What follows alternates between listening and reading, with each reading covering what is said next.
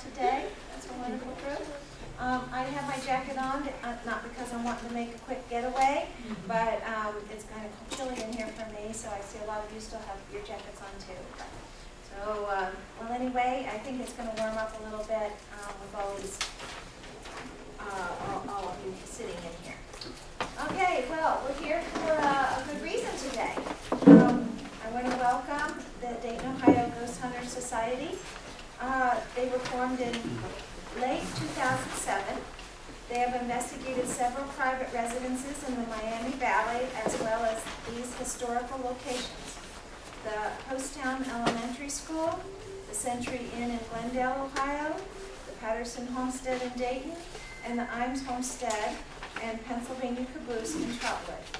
The majority of our members are either friends of brothers Rob and Ed Fremder of family members, okay?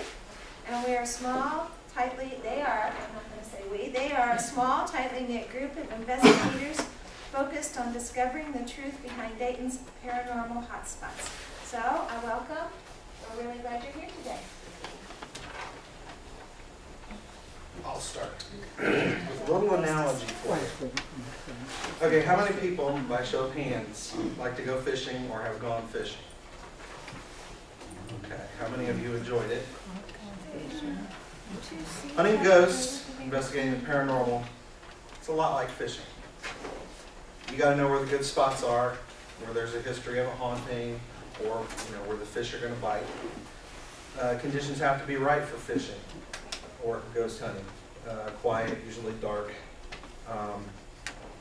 You have to know the right conditions under which the fish will bite.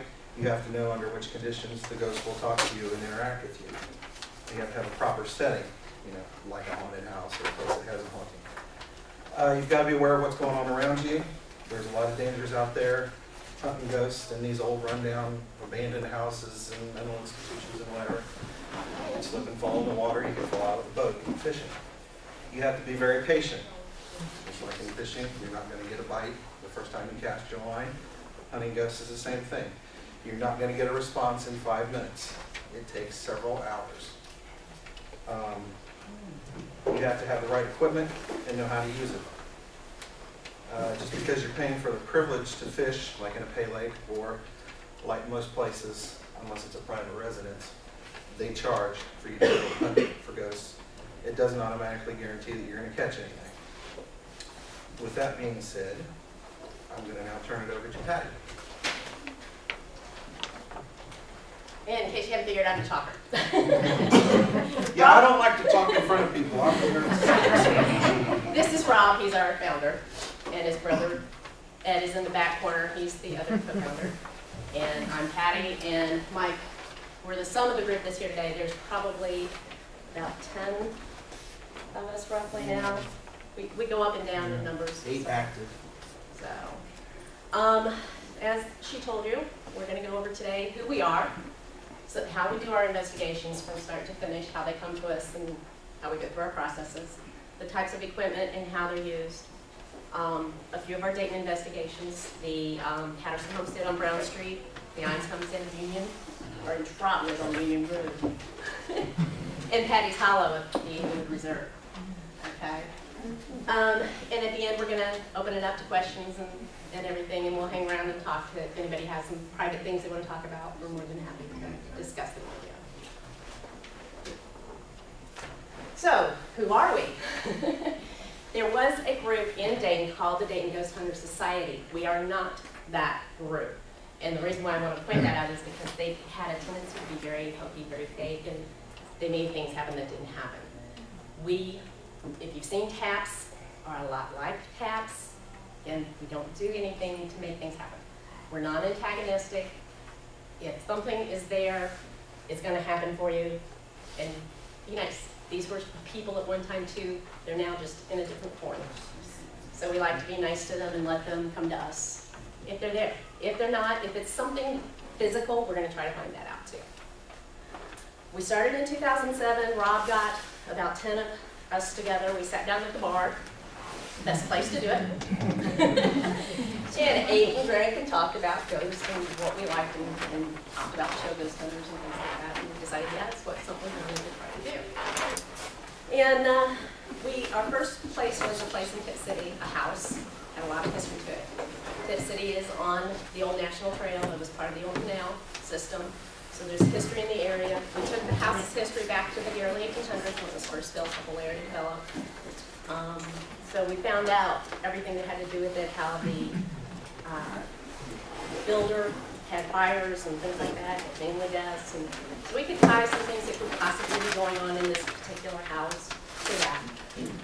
After that investigation, most of the group left, and Rob and Ed and I have consistently stayed with the group. Other members, like I said, have come and go. Okay, so what are we about? Who are we? We're not Ghostbusters, so don't call us.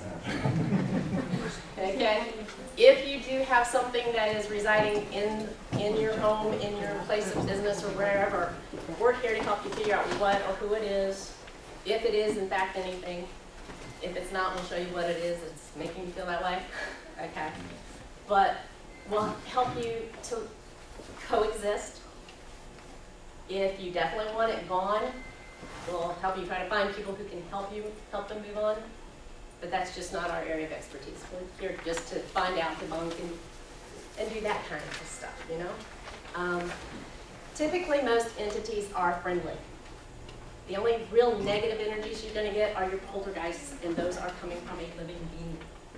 It's someone, typically a teenager going through puberty, who's having some trauma and things going on in their lives, and they're projecting it.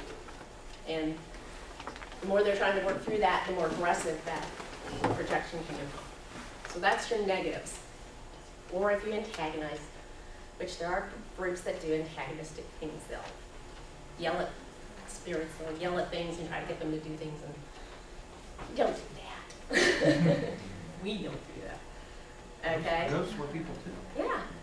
They have feelings. They don't know what's going on with them. So, what are we about? We do have a website. I don't usually go into typically what our mission statement is, but basically it is what I've just told you, what we do and how we do it and stuff. But if you want to learn a lot more about us, you can go to our website, which is DaytonGHS.org. Okay? And find out more about each of us and our equipment and see some of our investigations. We put up videos, we put up EVP, what we call EVPs, which are recordings, and we put up pictures. So, and we put up our case information, what history was about the place. We take two different approaches. So, how we investigate. I am what you call a sensor. I can feel a presence.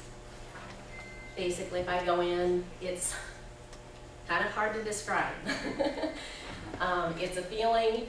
For me, it's a very deep cold that starts deep in my bones and comes outward versus the top of the skin kind of thing.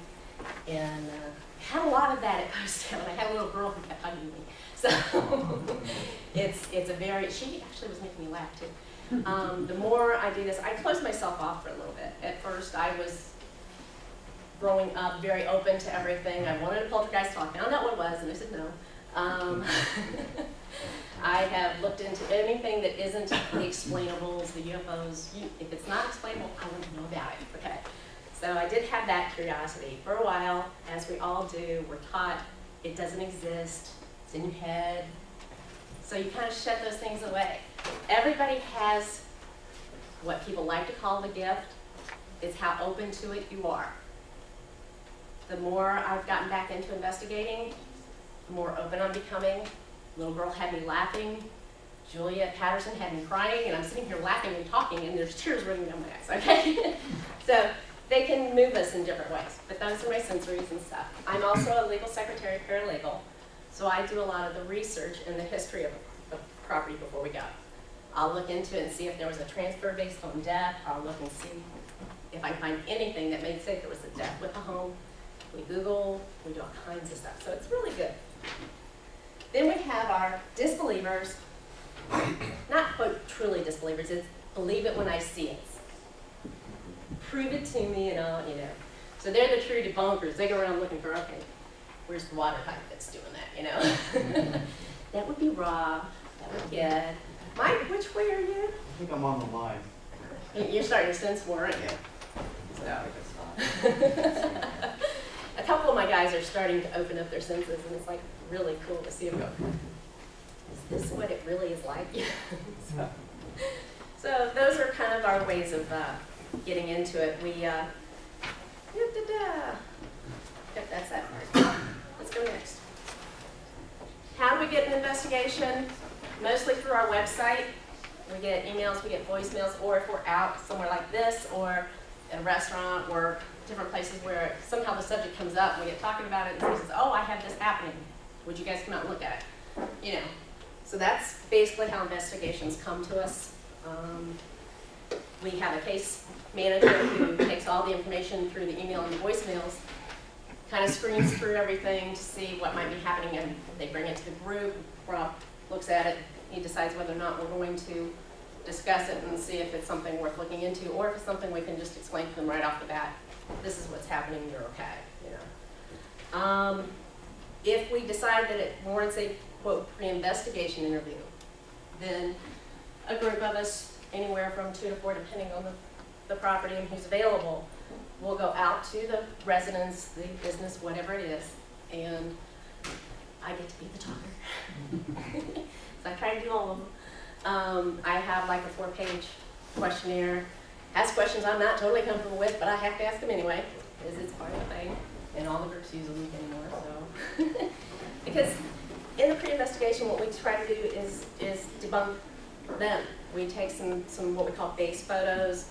We take some base readings on everything. We take pictures and just try to gather as much information in the pre-investigation. There are certain questions that we'll ask, and yes, we ask. And it is limited because we don't discuss with anybody what we find out, but we ask, do you use drugs? Do you use alcohol? Do you do this, do you do that? We're not going to tell anybody. It's not our business, but those things have a factor. They do contribute to what you see, what you feel, what you do. We look around at the electrical sources in all the areas. We find out what are the prime things happening. Tell us what you're experiencing, what times you're experiencing it. Do you have pets that notice this? You know, different things. Are your pets reacting differently at certain times? You know, are they barking at things that aren't there? Pets are great sensors. They have no parents saying, it doesn't exist. You know, it's in your head. So, you know, a lot of things like that, okay? Once we get all that information, we come back again, group discussions. What was your take on it? Did you feel anything? Did you get anything out of this? Are there things there that we know are probably causing problems? I think we've had one for sure we debunked right off the bat. We had another one that we pretty much knew what it was, but we went in just to kind of bring peace to the family, things like that. But we'll come back to the owner and say, if we find out exactly what it is in the pre-investigation, we'll tell them. If not, and we want to do a full investigation and see if there really is more there, and get a few more eyes and ears on it, and feelings, then we'll go in, and again, depending on the size of the property that we're investigating, because we've done apartments, we've done condominiums, we've done houses, and school buildings. So we're open. Oh, we did the reserve in England. So it's all open territory. But we'll take the whole crew, or as many of the crews available, and the size of the space warrants it. We'll take our computer equipment, we take all of our different meters and things, we take our cameras, and we take everything that we can, and our sensors. We don't drink before we go. Okay? Definitely don't do that. Then maybe we'll relax. No. Anyway, we go out and we'll do a full-on investigation. Take all that information, bring it back, take hours and hours and hours of reviewing it. Rob does that. Goes through everything. And come back, we talk about the evidence and everything, determine what is and isn't. And then we have the reveal. Well, I haven't really done but one or two, like the tax reveals, where you actually sit down. You know, a couple of us will go and sit and talk to the owner, or if there's not really much there, we'll say, look, we've posted everything to the website. Go out and take a look. If you have any questions about it, give us a call. We'll talk about it.